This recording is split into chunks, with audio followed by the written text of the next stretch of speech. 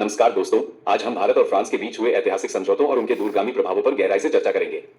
France के राष्ट्रपति Emmanuel Macron और भारत के प्रधानमंत्री नरेंद्र मोदी के बीच हुई उच्च स्तरीय वार्ता ने दोनों देशों के संबंधों को एक नए स्तर पर पहुंचा दिया है। ये केवल एक राजनयिक मुलाकात नहीं थी, बल्कि रणनीतिक, आर्थिक, तकनीकी और वैश्विक सहयोग का व्यापक विस्तार था। भारत और फ्रांस के बीच कई सालों से भरोसेमंद दोस्ती है। दोनों देशों एक दूसरे पर राजनीतिक और सैन्य रूप से भरोसा करते हैं।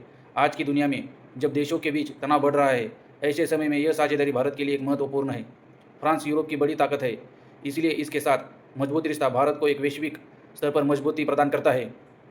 यह सिर्फ एक मीटिंग नहीं थी, ये दो बड़ी ताकतों को भरोसे का रिश्ता है। भारत फ्रांस संबंधों की पृष्ठभूमि भारत और फ्रांस के संबंध दशकों पुराने हैं। 1998 में दोनों देशों ने औपचारिक रणनीतिक साझेदारी की शुरुआत की थी। उस समय से लेकर आज तक ये संबंध लगातार मजबूत होता गया है। फ्रांस संयुक्त राष्ट्र सुरक्षा परिषद का स्थायी सदस्य है और यूरोप की प्रमुख शक्तियों में से एक है। हिंद महासागर क्षेत्र में भी उसकी रणनीतिक उपस्थिति है। ऐसे में भारत और फ्रांस का सहयोग वैश्विक संतुलन और क्षेत्रीय सुरक्षा दोनों के लिए अत्यंत महत्वपूर्ण हो जाता है। दोनों देशों के बीच विश्वास का स्तर उच्च है। फ्रांस उन देशों में शामिल रहा है जिसने अंतर्राष्ट्रीय मंचों पर भारत का समर्थन किया है।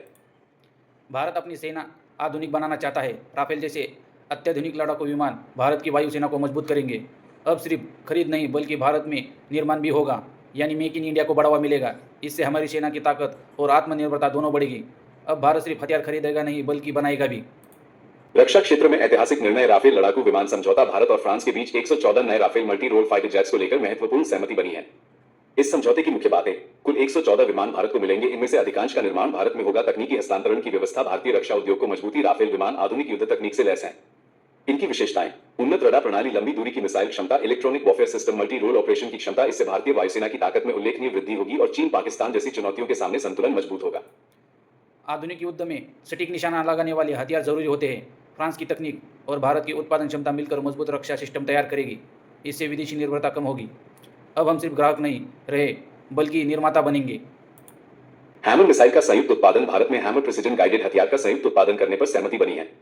इसका महत्व: आत्मनिर्भर भारत अभियान को मजबूती, विदेशी निर्भरता में कमी, रक्षा निर्यात की संभावना, तकनीकी कौशल में वृद्धि, हेलीकॉप्टर निर्माण सहयोग। भारत में हेलीकॉप्टर असेंबली लाइन स्थापित की गई है, जिससे निजी क्षेत्र को भी रक्षा निर्माण में अवसर मिलेगा। लाभ: रोजगार सृजन, वैश्विक निर्यात के अवसर, भारत को एरोस्पेस निर्माण हब बनाने की दिशा, तकनीक और आर्टिफिशियल इंटेलिजेंस सहयोग। आज की दुनिया में तकनीक ही वास्तविक शक्ति है। भारत और फ्रांस ने आई, साइबर सुरक्षा और उन्नत तकनीकी क्षेत्रों में सहयोग बढ़ाने का निर्णय लिया है। भारत में हेलीकॉप्टर असेंबली लाइन लगाना एक बड़ा कदम है। इससे देश में नई नौकरियां आएंगी। भारत भविष्य में दूसरे देशों को भी हेलीकॉप्टर भेज सकता है। भारत धीरे धीरे एरोस्पेस हब बनने की दिशा में बढ़ रहा है। तकनीकी और एआई सहयोग भी होगा। आज की दुनिया में असेंबली ताकत डेटा और तकनीक है।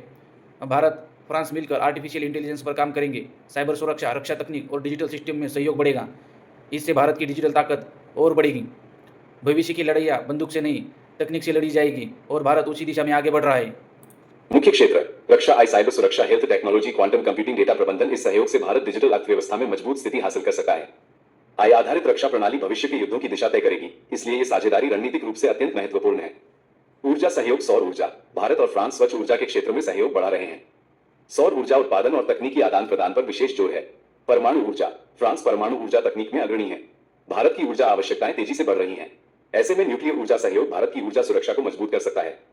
ग्रीन हाइड्रोजन: दोनों देश ग्रीन हाइड्रोजन जैसे भविष्य के ईंधन पर भी साथ काम करने की दिशा में आगे बढ़ रहे हैं। भारत को तेजी से बढ़ती आबादी के लिए ज़्यादा ऊर्जा चाहिए। फ्रांस परमाणु ऊर्जा संपन्न है और स्वच्छ ऊर्जा तकनीक में आगे है। सौर ऊर्जा, ग्रीन हाइड्रोजन जैसे क्षेत्रों में सहयोग से भारत को फायदा होगा। इससे भारत की ऊर्जा सुरक्षा और मजबूत होगी। ऊर्जा के बिना विकास संभव नहीं और यह समझौता उसी दिशा में एक बड़ा कदम है। व्यापार और निवेश: भारत और फ्रांस के बीच व्यापार लगातार बढ़ रहा है। मुख्य क्षेत्र: रक्षा और एरोस्पेस, फार्मा और कृषि तकनीक, लग्जरी उत्पाद, स्टार्टअप सहयोग। इससे विदेशी निवेश बढ़ेगा, रोजगार के अवसर बढ़ेंगे, भारतीय उद्योगों को नई तकनीक मिलेगी। दोनों देशों के बीच व्यापार बढ़ेगा, विदेशी कंपनियां भारत में निवेश करेगी। इससे रोजगार बढ़ेंगे, भारतीय कंपनियों को नई तकनीकी और बाजार मिलेगा। रक्षा के साथ साथ रोजगार और अर्थव्यवस्था को भी फायदा होगा। वैश्विक रणनीतिक महत्व: आज दुनिया बहुध्रुवीय हो रही है। अमेरिका, चीन, यूरोप और एशिया के बीच शक्ति संतुलन बदल रहा है। भारत और फ्रांस का सहयोग इंडो पैसिफिक क्षेत्र में स्थिरता ला सकता है।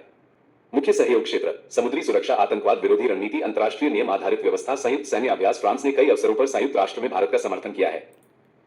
आज दुनिया में कई जगह तनाव है। भारत और फ्रांस मिलकर इंडो पैसिफिक क्षेत्र में संतुलन बनाए रखना चाहते हैं। समुद्री सुरक्षा और आतंकवाद के खिलाफ सहयोग बढ़ेगा। अंतर्राष्ट्रीय मंचों पर दोनों देशों एक दूसरे को समर्थन करेंगे। भारत को मिलने वाले प्रमुख लाभ रक्षा आत्मनिर्भरता में वृद्धि, तकनीकी उन्नति, वैश्विक मंच पर प्रतिष्ठा में वृद्धि, ऊर्जा सुरक्षा, रोजगार और निवेश, संभावित चुनौतियां, उच्च लागत, तकनीकी निर्भरता, भू राजनीतिक दबाव, परियोजनाओं के क्रियान्वयन में देरी। इन चुनौतियों के बावजूद ये साझेदारी दीर्घकालिक रूप से भारत के हित में दिखाई देती है। भारत को कुल मिलाकर क्या मिलेगा? सेना मजबूती मिलेगी, तकनीकी उन्नति होगी, ऊर्जा सुरक्षिता बढ़ेगी, रोजगार के अवसर निर्माण होंगे, वैश्विक सम्मान मिलेगा। और इसमें कुछ चुनौतियाँ भी है। बड़े समझौते महंगे होते हैं, तकनीकी ट्रांसफर पूरी तरह से मिलना जरूरी है, समय पर प्रोजेक्ट पूरा होना आवश्यक है। हर बड़े फैसले के साथ चुनौतियाँ भी आती है, लेकिन सही दिशा में उठाया गया कदम भविष्य बदल सकता है। भविष्य की संभावनाएं, संयुक्त अनुसंधान केंद्र, रक्षा निर्यात में वृद्धि, डिजिटल और आई सहयोग, ऊर्जा क्षेत्र में बड़े प्रोजेक्ट, इंडो पैसिफिक सुरक्षा ढांचा। निष्कर्ष, भारत और फ्रांस के बीच हुए ये समझौते केवल कूटनीतिक औपचारिकताएं नहीं है, ये आने वाले दशक में भारत की रक्षा, तकनीक, ऊर्जा और वैश्विक राजनीति की दिशा तय कर सकते हैं। ये साझेदारी भारत को एक मजबूत, आत्मनिर्भर और वैश्विक शक्ति बनने की दिशा में आगे बढ़ा सकती है। यदि इन समझौतों का सही क्रियान्वयन हुआ तो आने वाले वर्षों में भारत और फ्रांस का रिश्ता वैश्विक स्थिरता और विकास का एक प्रमुख स्तंभ बन सकता है। भारत अब खरीदार नहीं, साझेदार बन रहा है। रक्षा से लेकर डिजिटल दुनिया तक यह साझेदारी व्यापक है। यह समझौता आने वाले दशक की दिशा तय करेगा। भारत की वैश्विक ताकत का नया अध्याय शुरू होगा इससे। जय हिंद। चैनल को सब्सक्राइब करें और लाइक करें।